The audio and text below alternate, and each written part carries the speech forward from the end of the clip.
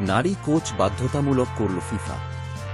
নারী ফুটবলে কোচিং ও নেতৃত্বের ভূমিকায় নারীর অংশগ্রহণ বাড়াতে নতুন নিয়ম চালু করেছে ফিফা।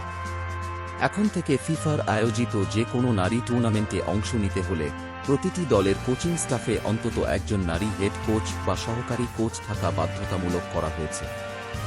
চলতি মার্চ মাসের ফিফা কাউন্সিলের বৈঠকে এই সিদ্ধান্ত নেওয়া হয়। যুব ও সিনিয়র থেকে সব ধরনের জাতীয় দল ও ক্লাব প্রতিযোগিতায় এই নিয়ম প্রযোজ্য হবে।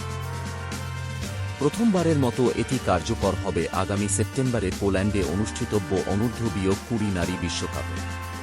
এর পাশাপাশি দ্বিতীয় নারী চ্যাম্পিয়ন্স কাপ, 2027 সালে ব্রাজিলে অনুষ্ঠিতব্য নারী বিশ্বকাপ এবং 2 বছর পর শুরু হতে যাওয়া নারী ক্লাব বিশ্বকাপেও এই নিয়ম বাস্তবায়ন করা হবে।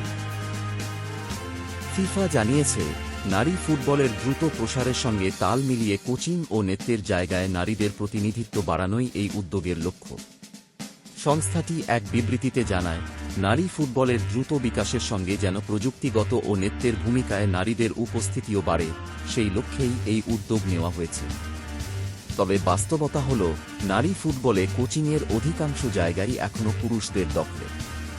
2023 নারী বিশ্বকাপে অংশ নেওয়া 32 দলের মধ্যে মাত্র 12 দলের প্রধান কোচ ছিলেন নারী। ফিফার প্রধান ফুটবল কর্মকর্তা ও যুক্তরাষ্ট্র নারী দলের সাবেক কোচ জিল এলিস বলেন, বর্তমানে কোচিংয়ে নারীর সংখ্যা খুবই কম। এই নিয়মের গতি দ্রুত বাড়াতে আমাদের আরও কাজ করতে হবে। স্পষ্ট পথ তৈরি করা, সুযোগ বাড়ানো এবং সাইডলাইনে নারীদের দৃশ্যমানতা বাড়ানো অত্যন্ত জরুরি। অনেকে নতুন এই নিয়মকে ভবিষ্যতের বিনিয়োগ হিসেবেও দেখছেন।